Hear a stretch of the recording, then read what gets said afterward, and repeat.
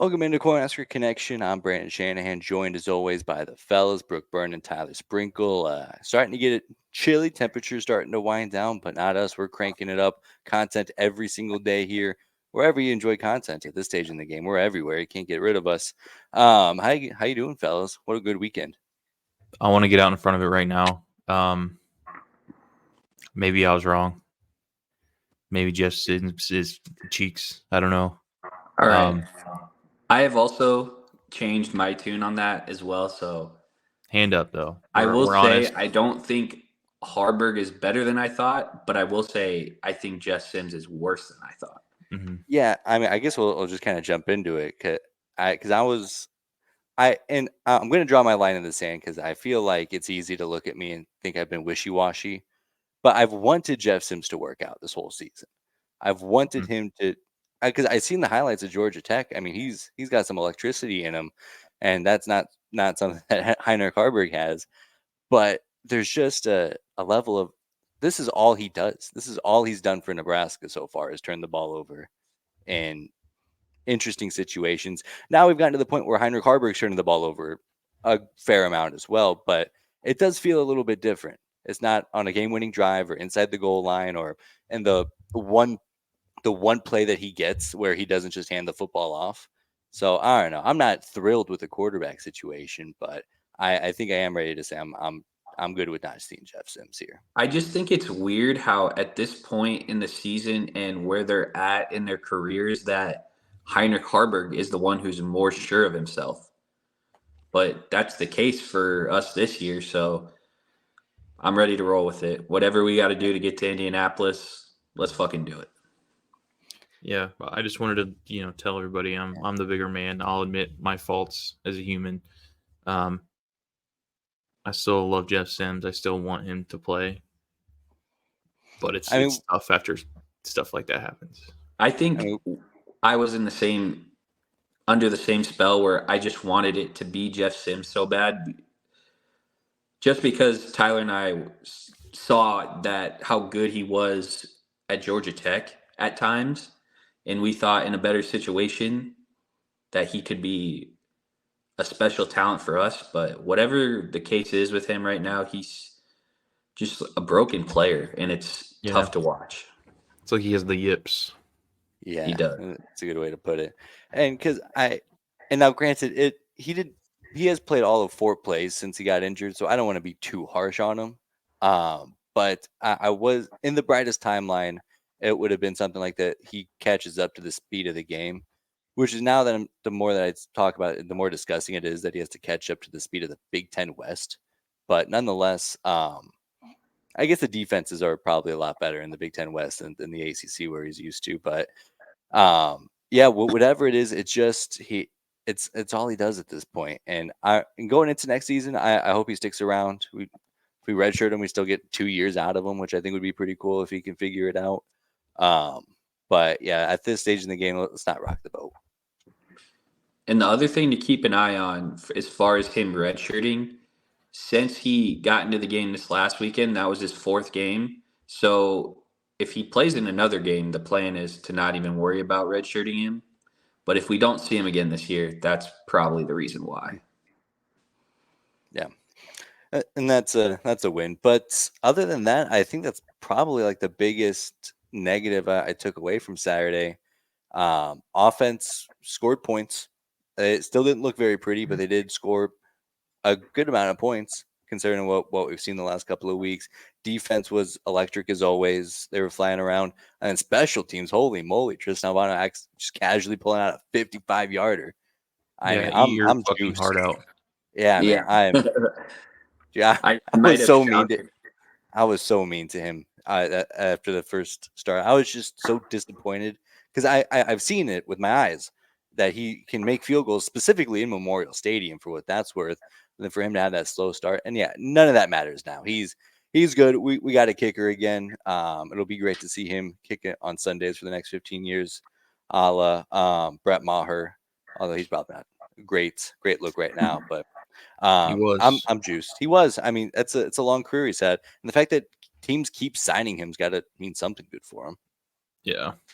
So, but that was good from 65. I mean, what a fucking I'm juiced. I'm juiced all around. All right, I got to take your guys' temperature of the rest of the season now. As far as the Big Ten West race, how do you guys feel, and how do you think it's going to go? I always like to err. I like to err with the side of delusion a little bit, admittedly, because there's a chance that we do fall off a cliff and we end up 6-6 or five, God forbid 5-7 at this point. And if that happens, I'll be sad. But until then, I'm going to choose to be happy and choose that minus probably Wisconsin, we're going to be favored in every game until we lose. And assuming that Minnesota loses to Ohio State, we got a direct path to the Big Ten championship game in a year where getting to the Big Ten championship game is going to be as easy as it will ever be going forward. I'm juiced. My delusion and optimism is at an all-time high. I will say this week's game is game of the year for us. It's not going to get easier after this game. And as much as I'd like to say, oh, well, obviously Maryland sucks because they just lost to Northwestern, I think that's actually bad because, you get a game like that a year for one of those teams, and it's came and gone. So I'm not expecting them to look the same in the game against Nebraska. I'm sure they're going to be a lot more buttoned up and not let that happen again. So that makes me nervous. Wisconsin's been kind of weird. I don't know. They're on and off a lot, like hot and cold. So I'm still not sure what Wisconsin team we're going to see. But then if we lose that fat fuck in Iowa, we don't deserve to do anything this year. So give away our bowl game that we need to win that game against that fat prick. And I'm sorry. I'm sure he's a great guy. And I'm sorry for saying those things about him. But we need to beat that fat brick. Yeah. I think he understands the nature of the Iowa Nebraska hate. So yeah, fuck him, if he's listening. Even if we win, big fan of the pod. Big fan of the pod. Fan of the program. So let's say we do win the next two games, but we somehow lose to Eastern Iowa. I know objectively that's a great season for us considering what we've experienced. I know on paper it's a winning formula, and I should be happy about it. It would kind of feel like a failure, even with 7 wins, I'd say, if we lose to Iowa. I'd almost rather lose. Not quite, but I'd almost rather lose the next 3 games and beat Iowa. Not quite, but it's a lot closer than it probably objectively should be. Any way we can get to 6 wins, I think I would be happy with, for sure. But as far as feeding into my delusion of we have a chance to go to Indianapolis, I have this pit in my stomach where Minnesota beats Wisconsin, and the way we don't go is because of the tiebreaker and them having the head-to-head over us, and that would make me vomit every day for a year. Just because we couldn't hold on to a 7-point lead with 3 minutes left in our very first football game under Rule would just be the most disheartening way to not go. I would argue that to me is the best case scenario in a world where we don't go. Because and now granted, it does sting. That's like, oh well, we can't beat Minnesota, and especially the way that game went down. And I think you'd even mentioned it after the game had gotten over, or even in the weeks coming. It's like that one's going to be one that we look back on if we don't make a bowl game, or if in this exact situation. But I'll still kind of lean optimistically because that was so long ago at this point, and this team's gotten, I think, significantly better. And then since then, especially given the injuries and how they've battled back, I still think that would be a stinger for sure. But I would much rather that be the scenario we don't go as opposed to us losing to Maryland and Iowa. Yeah, I think just with everything being considered, this is a huge win for the first year under Matt Rule. Like with how the offense have just completely crumbled around the team, and for us to still be sitting here alive for the Big Ten West is pretty remarkable. like, yeah, we sit here and joke like, oh, if we don't beat Eastern Iowa, then it's a lost season. But in all actuality, like this is we all, since we're all delusional, we all expected this to happen, but we all are also counting our lucky stars that this is how it's gone so far. I mean, to be fair, I also expected this to happen last year and the year before that, and admittedly, probably the year before that as well. So my delusion's consistent for sure. But I'll also say this: this is exactly what I wanted to see out of this team for Matt Rule. I knew that we weren't going to be able to compete with Ohio State's and even the cheaters in Ann Arbor. Didn't help that they had all of our signals at the time, so that's a bummer. But I didn't have that kind of high delusion, but just the things that we've seen, tough defense, teams that scrap and fight and find ways to win, where it seems like previous teams have found ways to lose. Like that to me is all the difference in the world. We'll figure out recruiting, we'll figure out the transfer portal, we'll get the right guys in here, but that's the part that I thought we fell short on in the previous regime, is that they just couldn't find ways to win.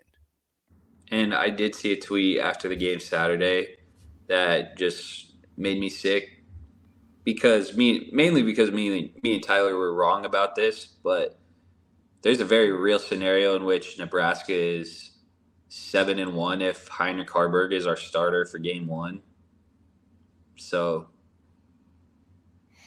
that'll make you want to throw up. Yeah, that's a tough pill to swallow. But I'll tell you this, we talk about trajectories and momentum. I would kind of much rather be sitting exactly where we are than, one of those games being a big loss against Colorado. I'd probably rather be here than sitting where they're at, where it seems like as the season's progressing, they're not getting it done and they're not seeing the kind of temperature change that they thought that they had at the beginning of the season.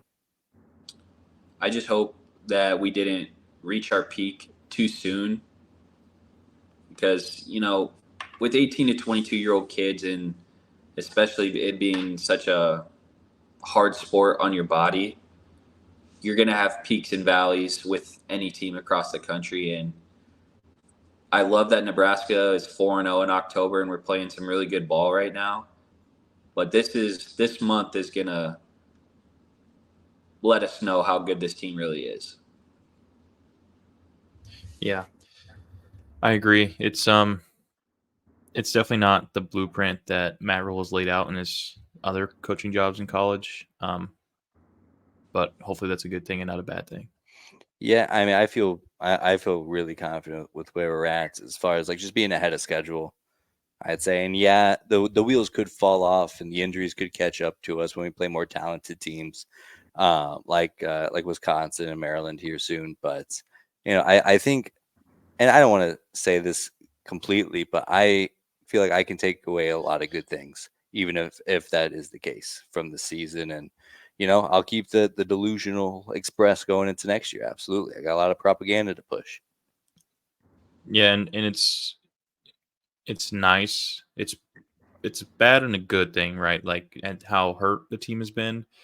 Like, that's obviously bad. You don't want to see these kids get hurt. But the flip side of that is these younger guys are getting a lot of reps early, so they should be able to progress faster than having 1 year with Malachi Coleman instead of 4 years with him, if that makes sense. And it's especially for the wide receiver room, is we're way deeper than we thought at the beginning of the year because those freshmen are getting their opportunities and a lot of them are making plays. Mm-hmm. Jalen Lloyd with the big catch this week, Malachi last week. It's only a matter of time before Doss gets it going and maybe Turner. I don't know if he's planning on playing this year, but I like where we're at. Yeah, and I gotta say, specifically Saturday, and I was kind of critical of this exact thing against Northwestern, but what we saw on Saturday feels like the formula. If we are gonna scrape away, a Big Ten West title here, it's Henrik Harburg throwing 11 times, having him run the ball 19 times, another 13 carries from EJ, and then taking your shots down the field because evidently he turns into a better passer once he has to air it out above the offensive line, which is fine with me. But that to me is the formula. And the defense creating opportunities, special teams. We made some plays. We gave probably more plays back than we got, but creating extra opportunities for this offense.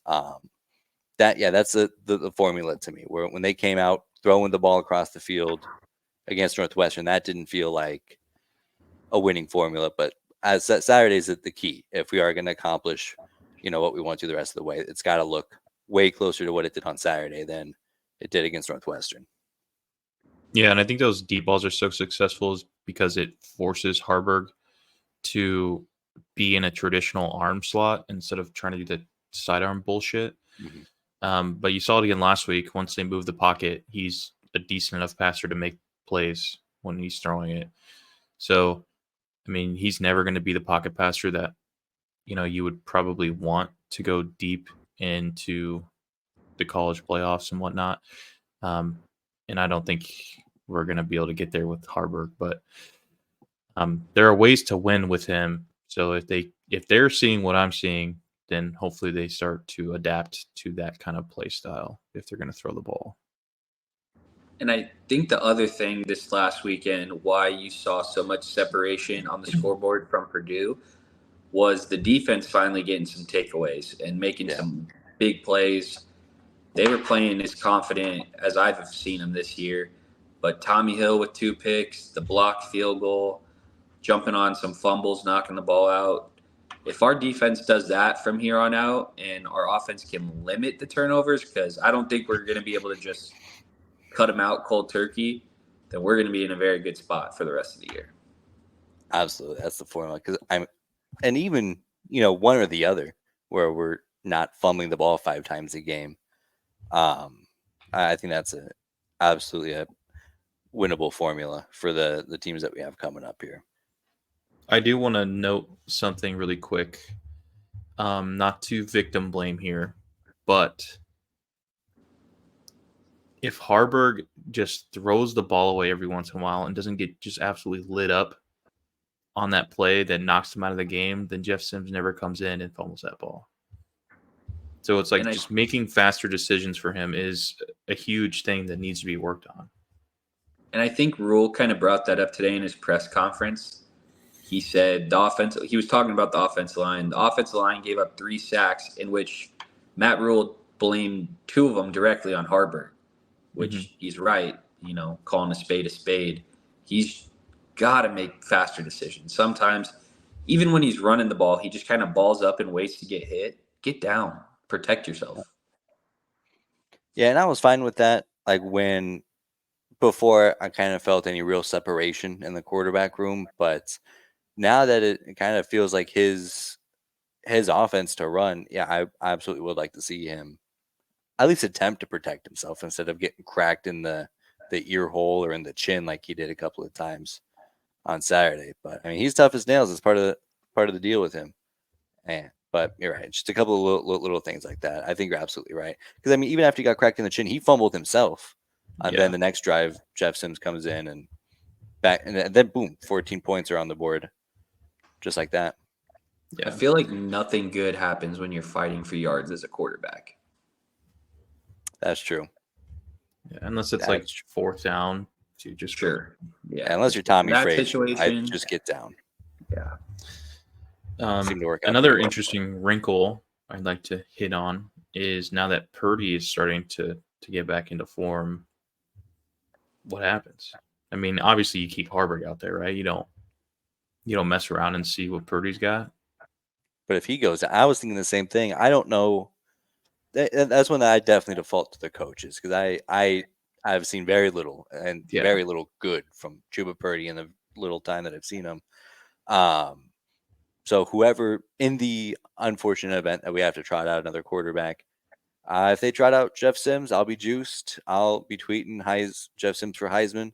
If they put out Chuba Purdy, I'll be talking about how crazy it is that a guy who doesn't get to play until November is going to win the Heisman Trophy. But pretty cool that we're seeing it live.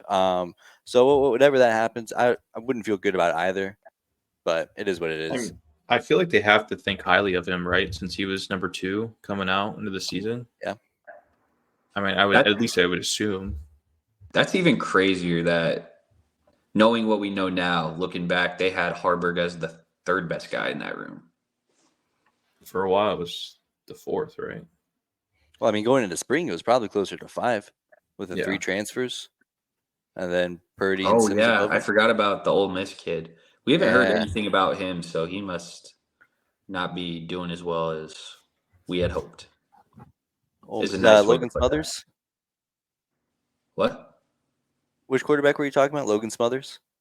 No, is it Jackson Wosh? Jackson Dart? Nope. No. I don't know. We're not on the same page. That's fine.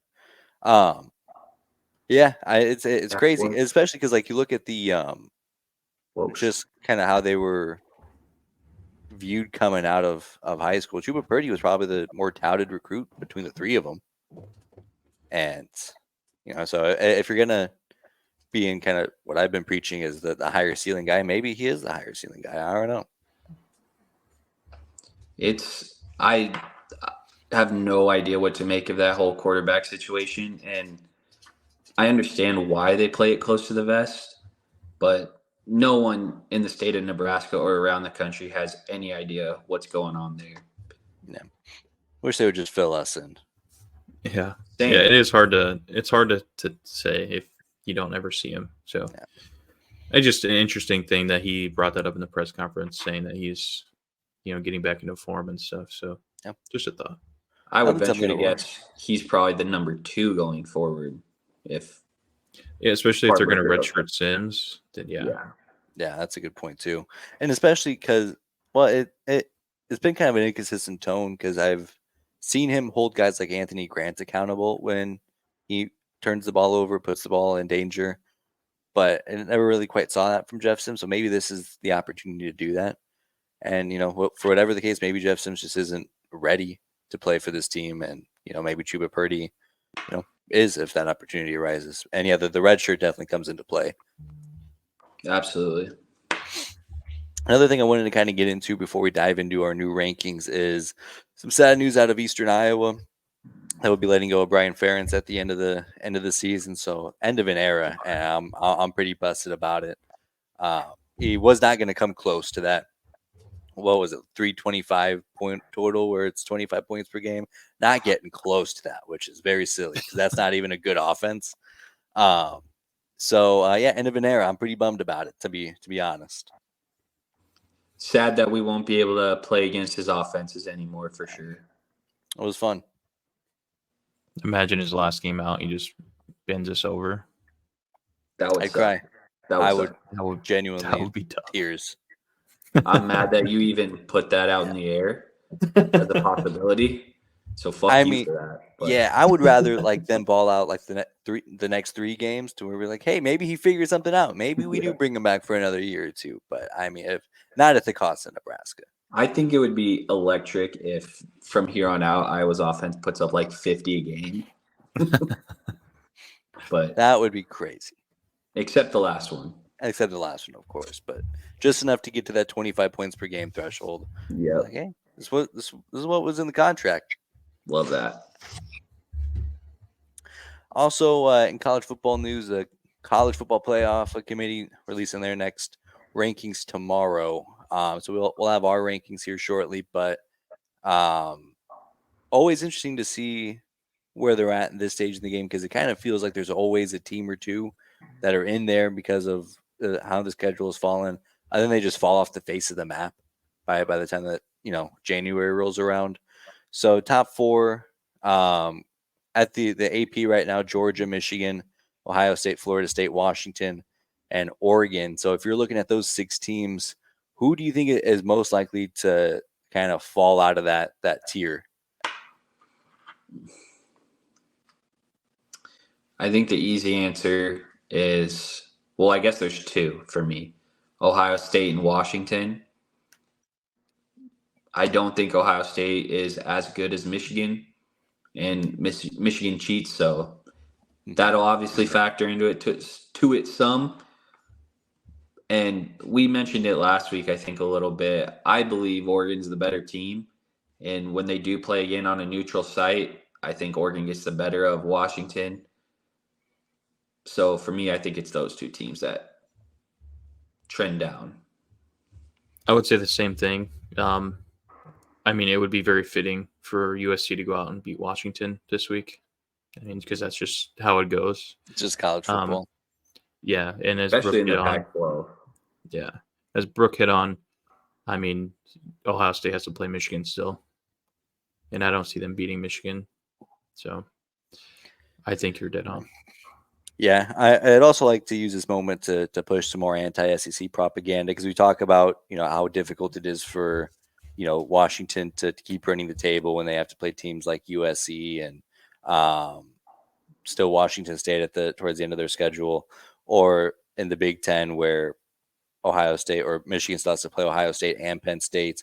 And even what we saw last week in the Big 12 with Oklahoma falling to Kansas, that's what happens when you play 9 conference games, when you don't get a tune-up game against McNeese State in November. So I don't want to, I just want to throw that out there. I'm tired of the SEC getting that kind of pass when, teams in the Pac-12 and Big 12 and Big 10 cannibalize themselves. So just want to put that out there. But I do agree. I think Washington's the most vulnerable just because of how they played the last couple of weeks. They haven't looked very good since that Oregon game, especially coming off a bye afterwards.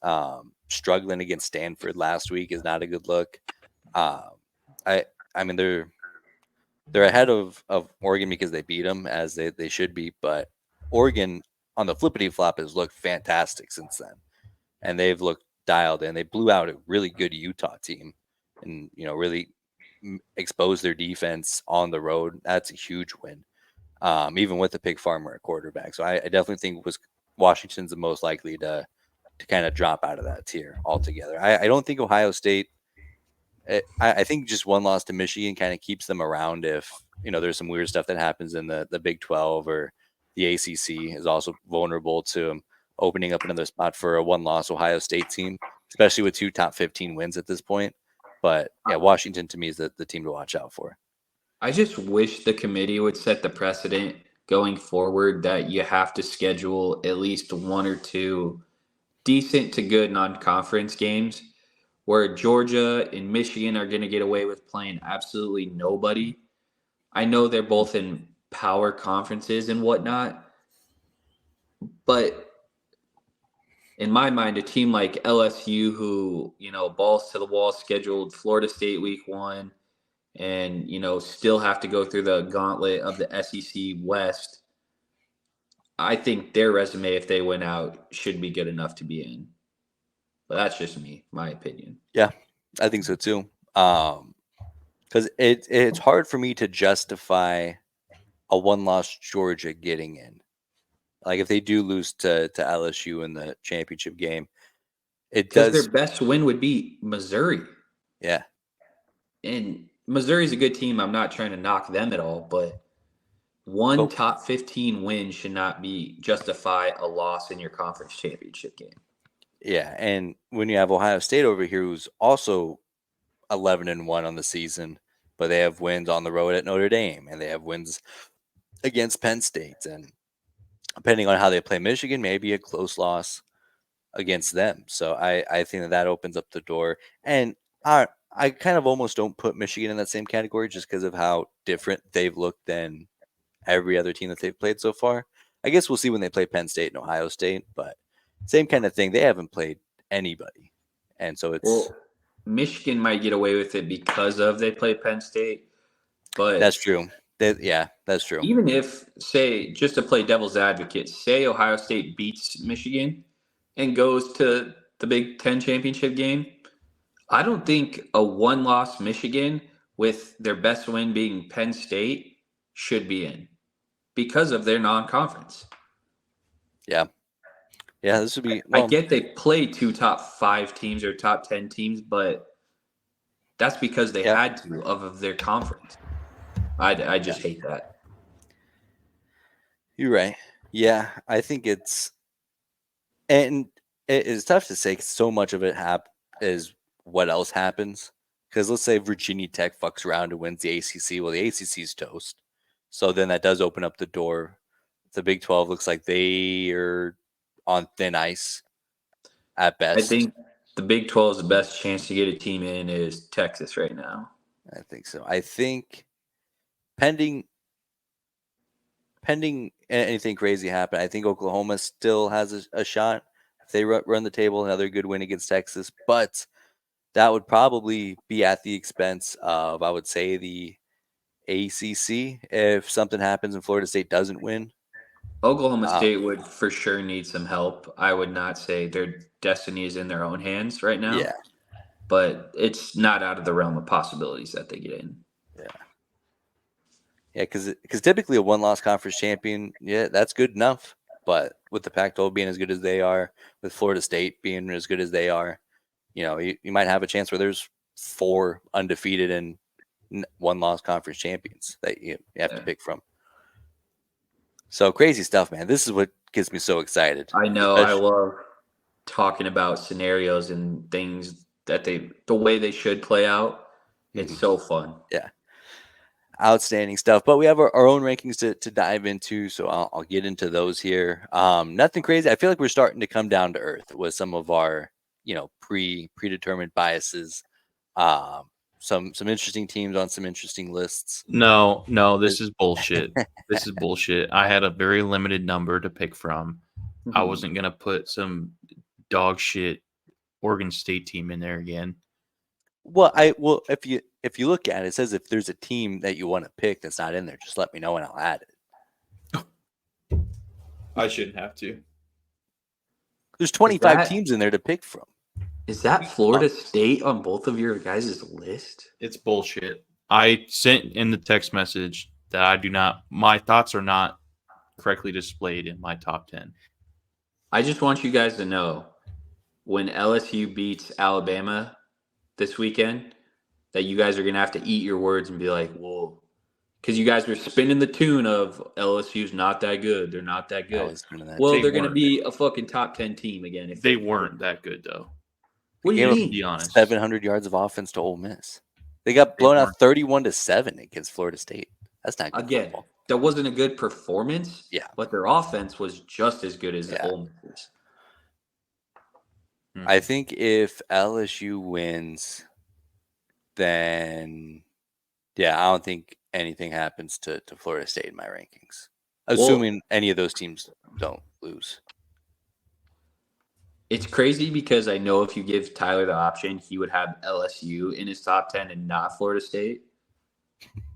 Which is just... No, I wouldn't. I actually did not. Like my last 4 teams that I put in there, I do not think that they should be in there. Well, obviously Florida State should.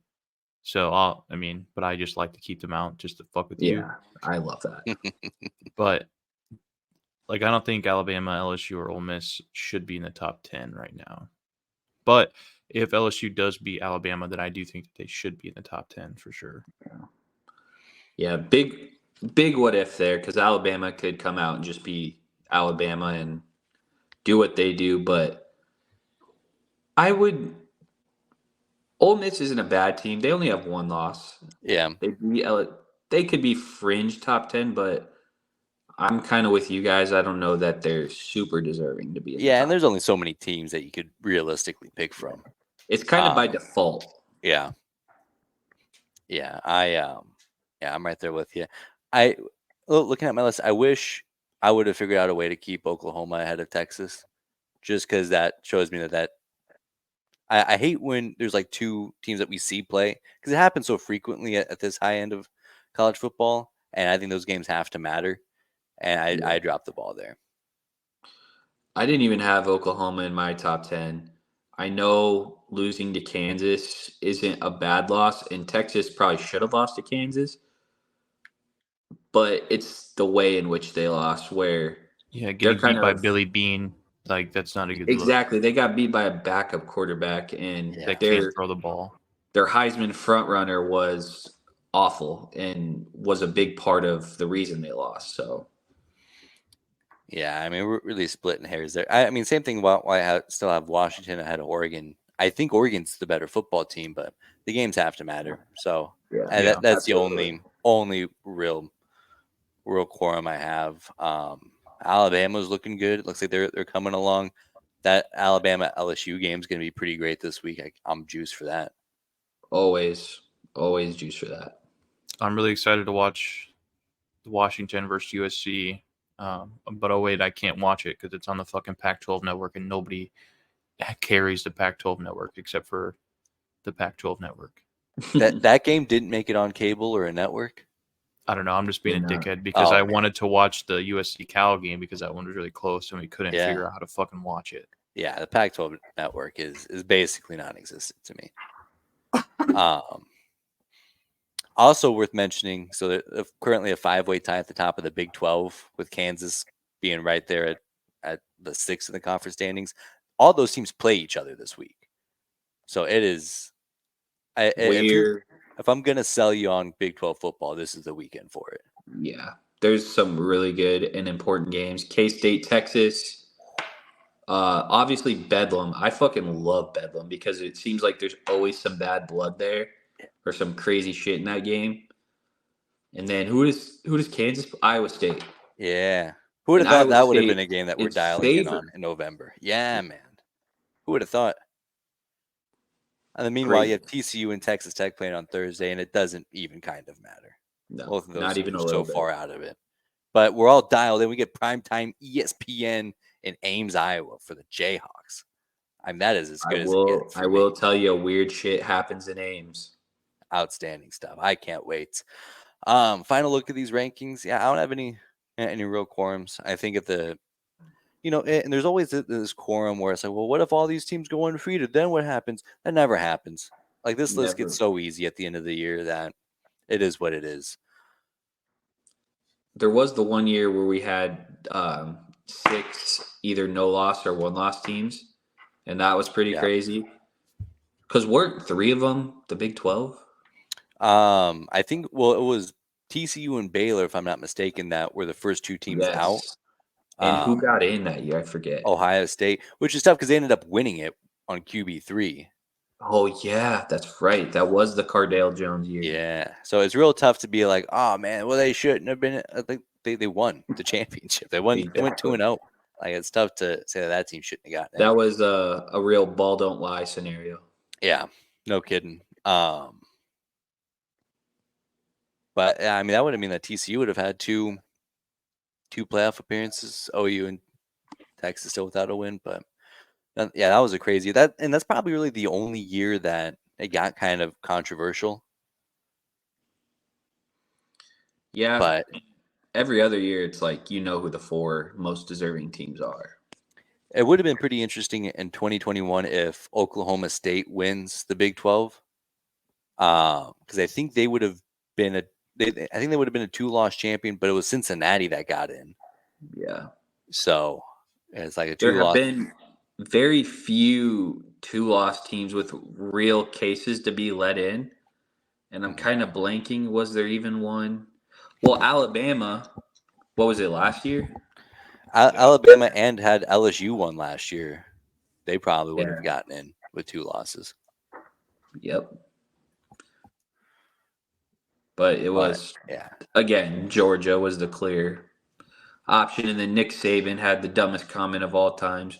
Well, Vegas thinks we're better than the 4 teams that are in there. And I go, well, you guys didn't play like it. Why even play the games if we're just going to go off what Vegas thinks? Exactly. What's the point of anything? All right, well, it's September. Who does Vegas think is going to win? All right, give them the trophy. We'll move on. I'll enjoy the hell out of a pumpkin patch this time of year now. I get a lot of free Saturdays open. Outstanding stuff. God, that makes me so mad. It's like you tell me that the games don't matter then. But they do. They do. That should be almost all that matters is the games. And then if you have to split hairs, then you use other context. Yeah. Like who plays 9 conference games, who gets away with 8, that kind of thing. I'm sure fucking the Citadel, it was a tough test for Alabama last year, but in week 10 or whatever it was. God, the fucking way that Alabama manipulates that schedule. They always get a bye before LSU. They always get a cupcake before Auburn. It's like, what are we doing here? You couldn't beat LSU coming off of a bye. Bozo. Yeah. First-year head coach. Come on. I hate Nick Saban. I'll say it. I fucking hate him. Yeah. He needs every break possible, and I get he's a great recruiter. He's won a lot of national titles, but like you said, the scheduling bullshit that he sets himself up for, and whenever he does lose, he does not lose gracefully. No, and he's the kind of coach that'll complain about the transfer portal and NIL and stuff like that. Well, it's like that's what it is. And don't I act like Alabama doesn't have fucking rich ass boosters Yeah. paying for players personally, so he can shut the hell up. Yeah. I also saw this tweet. I don't know if I brought it up here, but it was somebody complaining about NIL, and it was saying that there are student athletes that would be happier with garbage facilities if they get more NIL money than a good place with good resources and facilities with no NIL money, which feels like the dumbest argument to me because every place has good facilities now. The bar is even there. If you have good facilities here, then yeah, NIL's the difference there. Nobody's playing in shitty facilities at high-end college football. They're all magnificent. That's the problem. Yeah. And I don't really like that comment just because with bad facilities, player recovery, injuries would go up. Yeah, it's very much is a factor. Yeah. The weight But room really matters, especially in football, and a lot of the technology that some of these teams have now with the way they eat and lift and train and recover is ridiculous. So, I mean, kind of a bullshit comment there. yeah, outstanding stuff. So that brings us to our playoff show or our playoff bracket here. Hasn't changed. Our final rankings composite still had Michigan, Ohio State, Georgia, and Washington. I don't really think I have any more context, and I think Washington would get boat raced pretty well here. Ohio State, I don't feel great about either. So, which I feel like is where we were at last week too. I hope you guys feel good about this because Florida State would be all four of those teams. I mean, I don't know about that. Dude, I can't fucking listen to this shit anymore.